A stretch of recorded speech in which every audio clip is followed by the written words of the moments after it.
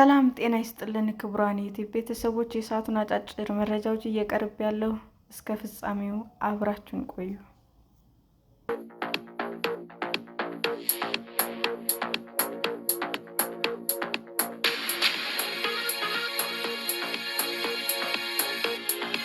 የባንኮች የማይክሮ ፋይናንስ ተቋማት ብድር ተደራሽ አለመሆኑ አነስተኛና መካከለኛ ድርጅቶችን ማዳከሙ ተገለጸ። የባንኮች የማክሮ ፋይናንስ ተቋማት ብድር ለአነስተኛና ለመካከለኛ የቢዝነስ ድርጅቶች ተደራሽ አለመሆኑ እያዳከማቸው መሆኑ በጥናት ተመላከተ። አነስተኛ መካከለኛ ኢንተርፕራይዞች ለባንኮች ብድር ማስያዣ ስለማይኖራቸው፣ ለማይክሮ ፋይናንስ ደግሞ ደረጃቸው ከፍ ያለ በመሆኑ የብድር አቅርቦት ለማግኘት መቸገራቸው ተገልጿል።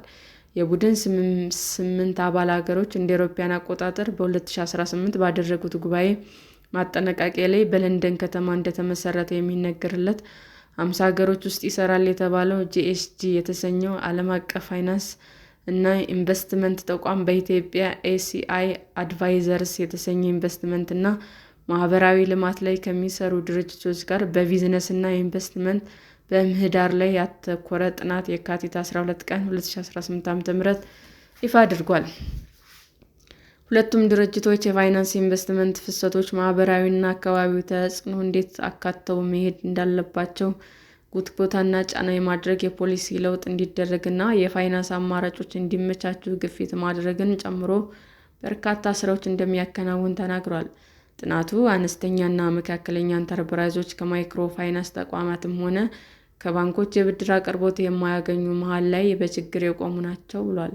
የፐብሊክ ፖሊሲ እና ዲቨሎፕመንት አማካሪና የኤሲአይ አድቫይዘርስ ዋና ስራ አስፈጻሚ ወይዘሪት ናስሬን አደም በአሁኑ ወቅት በሀሳብ ደረጃ ላይ ያሉ ስራ ፈጣሪዎች የተሻለ የገንዘብ አቅርቦት እንዳላቸው ይናገራሉ። ይሁን እንጂ ለአንድ ሀገር እድገት ወሳኝ የሚባሉ ናቸው በማለት የገለጹላቸው አነስተኛና መካከለኛ የቢዝነስ ድርጅቶች በማይክሮ ፋይናንስ ተቋማትም ሆነ በባንኮች የብድር አገልግሎት ማግኘት ከባድ እየሆነባቸው መሆኑን ተናግረዋል።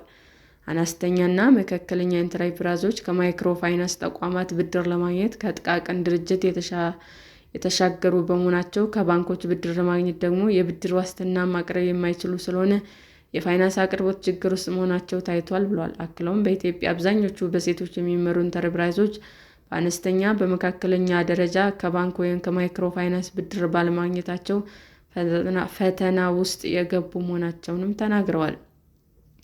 ዶራል የብድር እጥረት አለባቸው የሚለው ጥናቱ በሀገሪቱ ከሚገኙ 800,000 መካከለኛና አነስተኛ ድርጅቶች 100,000 የሚሆኑ ብቻ የብድር አቅርቦት እንዳላቸው ያስረዳል። በሴቶች የሚመሩ አነስተኛና መካከለኛ ኢንተርፕራይዞች $1.9 ቢሊዮን የብድር አቅርቦት ክፍተት እንዳለባቸውም ያክላል። የኢትዮጵያ ኢንቨስትመንት ምህዳር በተመለከተ በተለይ ካፒታልና ኢንቨስትመንት የሚያመጡ ድርጅቶች ምንድናቸው የሚለውን በማጥናት ወደ ሀገር ውስጥ ከገባው ካፒታል ለስራ ፈጣሪዎች፣ ለአነስተኛ መካከለኛ ድርጅቶች ተጠቃሚ እንዲሆኑ ምን አይነት ፖሊሲና ምህዳር መፍጠር አለበት የሚለውን ጭምር የሚያመላክት የዳሰሳ ጥናት ነው ተብሏል። ኢትዮጵያ እያካሄደች ያለው የማክሮ ኢኮኖሚና የፋይናንስ ተቋማት ሪፎርም ኢኮኖሚውን ለኢንቨስትመንት ነፃ አድርጎታል ያሉት ወይዘሪት ናስሪን ካፒታል ወደ ሀገር ውስጥ እንዲገባ በማድረግ የኢንቨስተሮችን እምነት በመጨመር ትልቅ አስተዋጽኦ ማድረጉን አክለው ገልጸዋል። የግሉ ዘርፍ ወደሚመራው ኢኮኖሚ ለመሸጋገር ሁሉን አቀፍ አካታች ስትራቴጂካዊ ለውጥ ቢደረግም ሂደቱ በማነቆች እየተፈተነ እንደሆነ ጥናቱ ያስረዳል። የሕግ ማዕቀፎች ተገማች አለመሆኑ፣ ውስን የሀገር ውስጥ ፋይናንስ፣ ለረዥም ጊዜ የሚቆዩ የብድር አቅርቦቶች እጥረት፣ የተበጣጠሰ የመንግስት አካላት ቅንጅት፣ የመረጃውን ሕዝቡ ውስንነትና በተገቢ ሁኔታ ያልዳበረ ሪፖርት ለኢንቨስትመንት አስቸጋሪ መሆኑን ጠቅሷል።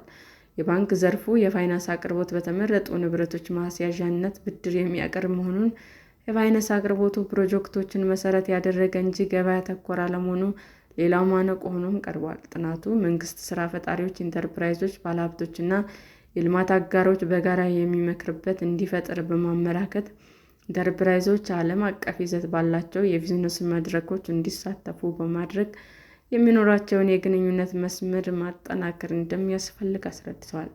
መንግስት ማዕከላዊ የሆነ መረጃ ቋት በማዘጋጀት ለኢንቨስትመንት ዝግጁ የሆኑ ኢንተርፕራይዞችን ደረጃውን የጠበቀ ገላጭ አመላካች ሰነድ እንዲኖራቸው ማድረግ፣ ፋይናንስ አቅራቢዎች ከኢንተርፕራይዞች ከስራ ፈጣሪዎች ጋር የሚያገናኙ ምቹ ምህዳሮችን መፍጠር አስፈላጊ መሆኑን በጥናቱ አካቷል።